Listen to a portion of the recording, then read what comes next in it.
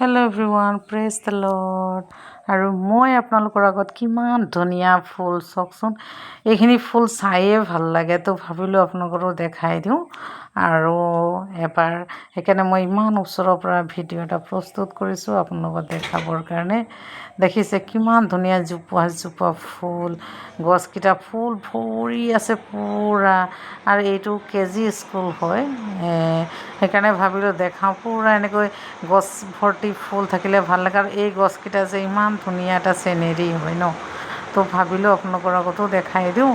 আৰু কেনেকুৱা লাগিছে, যদি ভাল লাগে লাইক শ্বেয়াৰ কমেণ্টছ কৰি দিব। চাওকচোন এই ফুলকেইটা কিমান ধুনীয়া।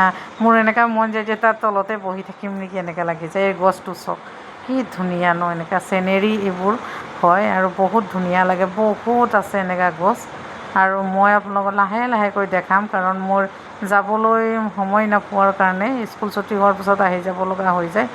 আৰু কাৰণ সেইকাৰণে ভিডিঅ' প্ৰস্তুত ভিতৰত গ'লে আৰু সোমাই বহুত ফুল আছে, বহুত চাবলগীয়া ফুল আছে। সেইটো কাৰণে ভাবিলোঁ ভিডিঅ' এটা প্ৰস্তুত কৰোঁ আৰু আপোনালোকক দেখাওঁ।